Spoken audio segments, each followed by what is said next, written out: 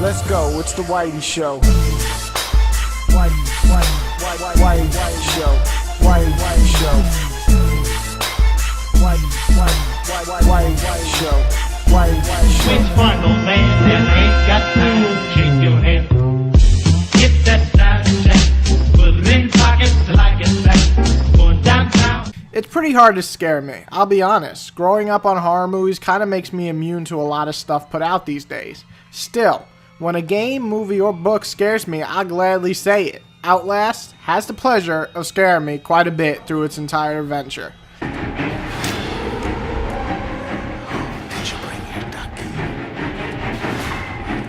You start off as this reporter going through the asylum of fucking hell, at least that's how I viewed it or called it.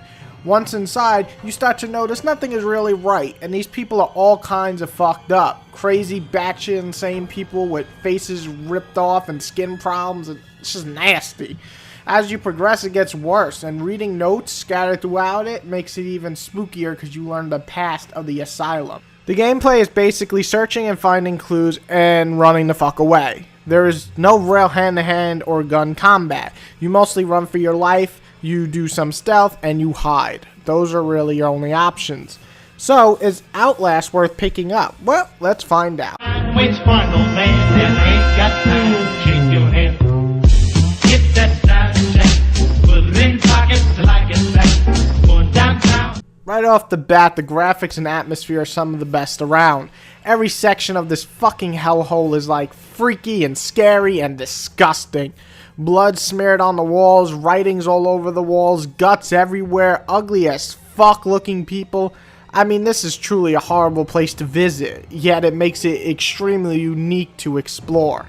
The pacing also should get some credit. It's never dull, but it isn't pure action either. A lot of the time you'll be walking around and BOOM! All of a sudden these fuckers will attack. While other times you'll just walk around peacefully, but you're always on edge due to the environments and all the disgusting things you're viewing. And other times, well, you'll be running for your goddamn life because they will hunt you down and eat your soul.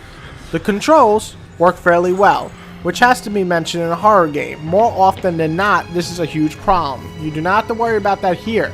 The exploring isn't huge, but decent enough to see all the different crazy things that this asylum has in store.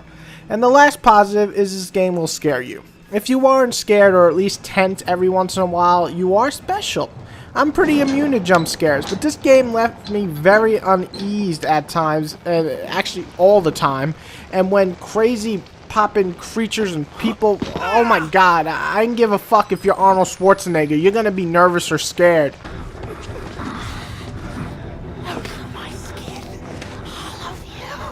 I don't love the fact the enemies react very much all the same. They chase you, but you're much faster, and 9 out of 10 times you can escape them pretty easy. Some situations, they just get in your way, and you can only hope that the AI was better and tried to like set traps or do something smarter than just walk around after a bit of not seeing you. They basically just sulk around and that's all they do. And chores. It feels like every horror game has this problem. It's always turn two of these things on, or 3 of these, or find that, or this, or open those and that, and it's like a horror game curse, and they should really advance on these task type gameplay segments. But they aren't horrible, but they definitely are annoying, and you would only hope that they can improve in the horror genre. Which one, old man, that ain't got time to shake your hand? Get that Snapchat, put it in pockets till I get back. Going downtown. This game doesn't have outstanding ugly features, which is why I only mentioned bad. It's truly a horrifying adventure, and while it's short and only lasted you about maybe 5 hours, it's still worth the trip. The game oozes with freakiness that are worth the adventure through this asylum. Especially with the amount of polish this game has at only $20, it's worth picking up for sure. And I'm sorry, Ninja Turtle fans, but this is a developer who understands that even a cheaper title can be, damn good. And don't hate. Anyway, I award this little horror title a nice 8 out of 10. Great horror game and definitely worth checking out when you have some extra money.